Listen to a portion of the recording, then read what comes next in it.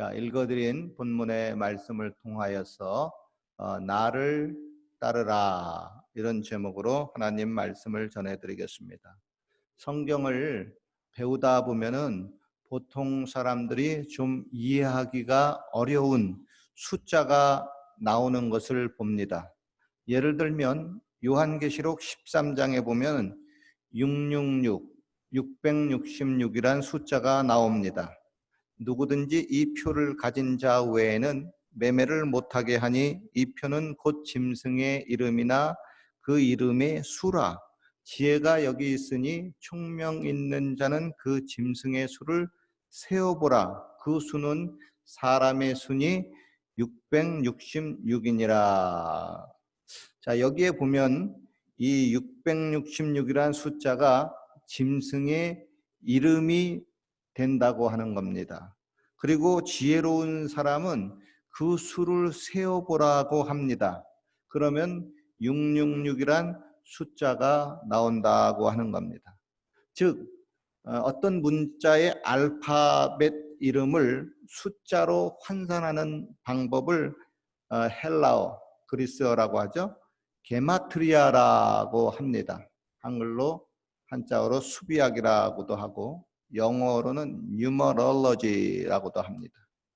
구약 성경이 쓰인 이 히브리어는 22개의 알파벳이 있고 그 알파벳마다 고유의 숫자가 정해져 있습니다. 그리고 또 신약 성경에 쓰인 헬라어는 24개의 알파벳이 있고 역시 알파벳마다 고유의 숫자가 정해져 있습니다. 그러면 영어의 알파벳은 몇 개일까요? 26개입니다. 그리고 26개를 소문자까지 합치면 곱하기 2를 하면은 52개입니다. 여러분 혹시 이 아스키 코드라고 하는 것을 들어보신지 모르겠어요. 줄여서 아스키 코드인데 원어로 하면은 American Standard Code for Information Change, Interchange 이렇게 돼요. 한글로 말하면 미국 정보 교환 표준부호라고 합니다. 요즘 뉴스에 보면은 이 아스키 코드에 대해서 종종 나옵니다. 아마 아스키 코드 이 대부분의 사람들은 모를 겁니다. 이게 뭐냐 하면 영어와 알파벳 대문자, 이 소문자를 합하여 52개 플러스 컴퓨터상에서 나오는 각종 부호들을 합하여 총 128개 숫자 128개를 숫자로 환산해서 지정한 겁니다. 마치 게마트리아 방식과 비슷합니다. 혹시 여러분 가운데에서 군대에서 통신병이나 암호병으로 복무하신 분이 있는가 모르겠어요. 그들이 통신할 때 보면은 적이 알아차리지 못하도록 종종 숫자 암호로 통신합니다. 넷넷둘 둘둘 하나 378 390 004 뭐 이런 식으로 이렇게 계속 불러주면 상대방은 그것을 받아 적습니다. 숫자를 받아 적어 가지고 나중에 문자로 전환을 합니다. 그리고 이때 사용되는 것이 통신 암호 해독문입니다. 일명 음호표라고도 합니다. 가끔 북한에서 남한의 간첩들에게 지령을 내릴 때에도 이런 방식을 씁니다. 숫자를 사용해요. 이를 난수방송이라고 합니다. 몇 년 전에 박근혜 대통령 탄핵할 때 북한에서 이 난수방송을 상당히 많이 했습니다. 즉 그때 북한이 남한의 간첩들에게 지령을 많이 보냈다고 하는 뜻입니다.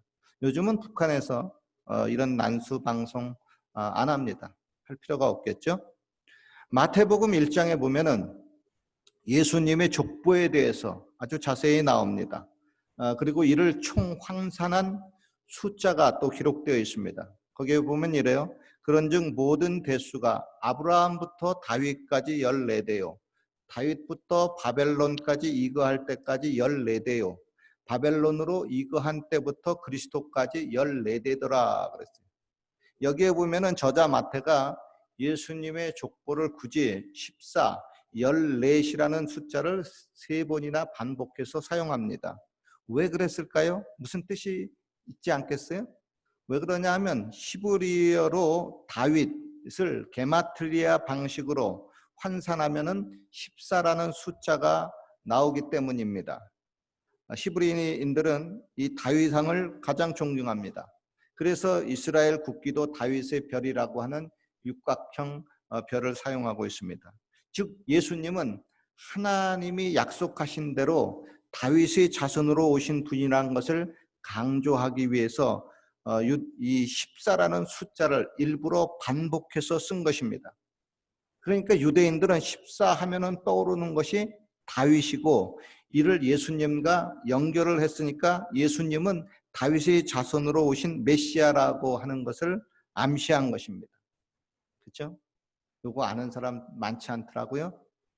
언더스탠딩 제가 지금 한 말 되는가 모르겠어요.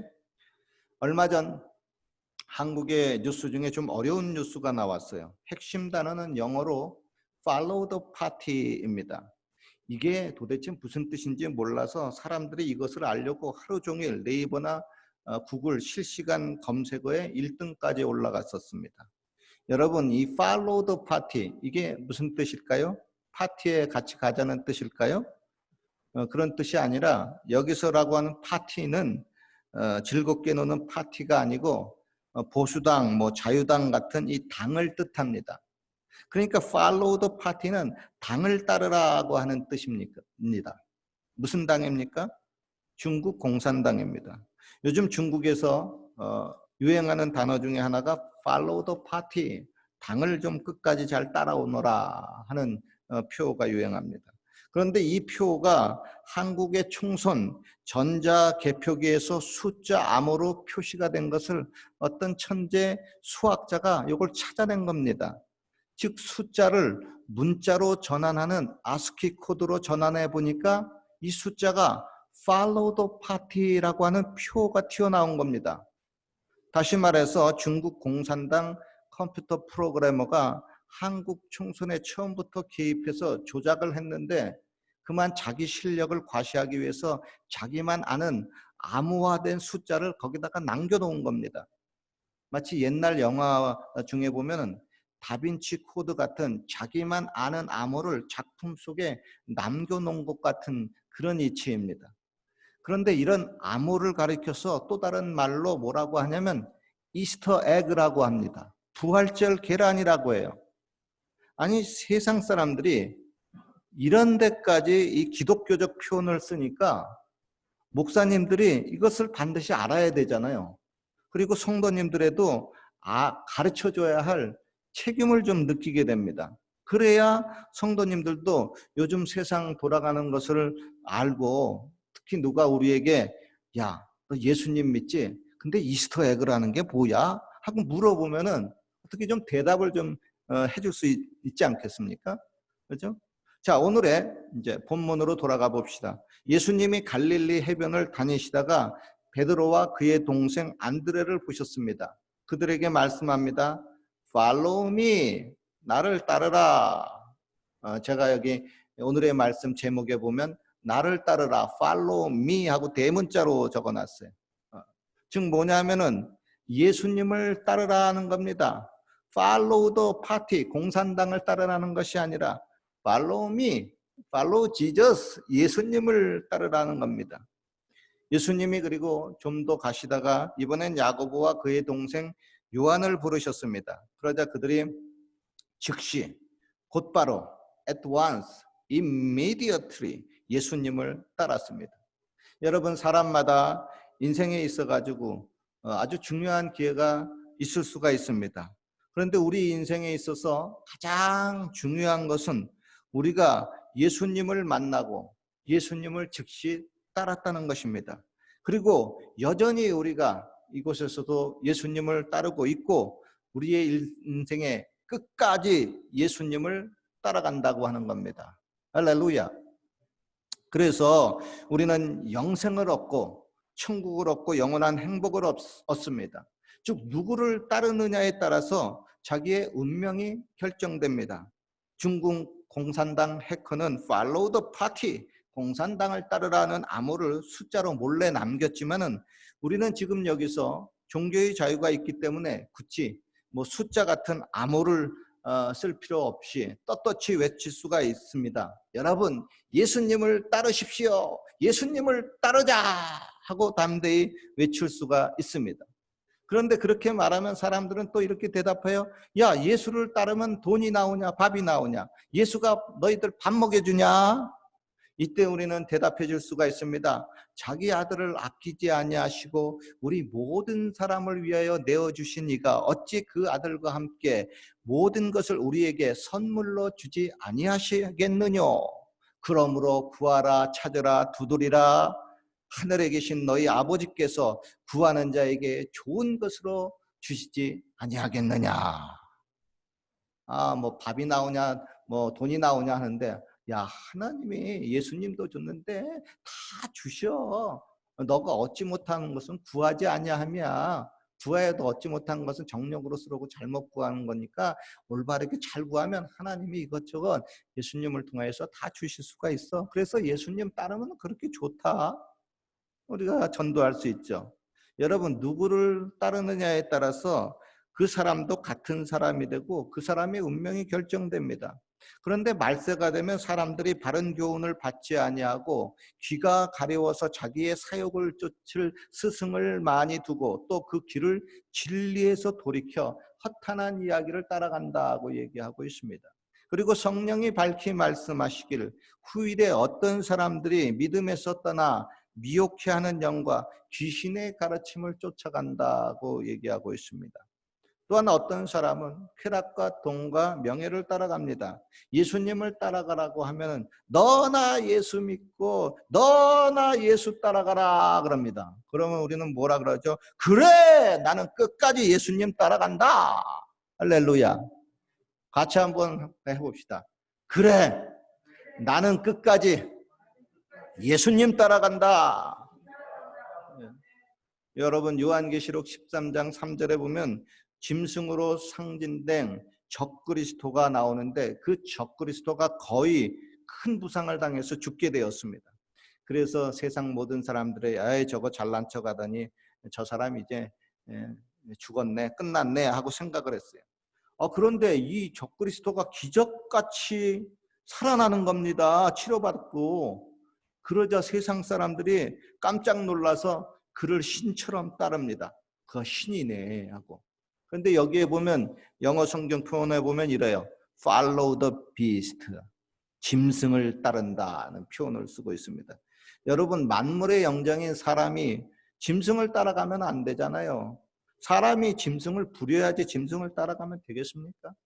그런데 이 세상에는 짐승 같은 사람들이 참 많습니다.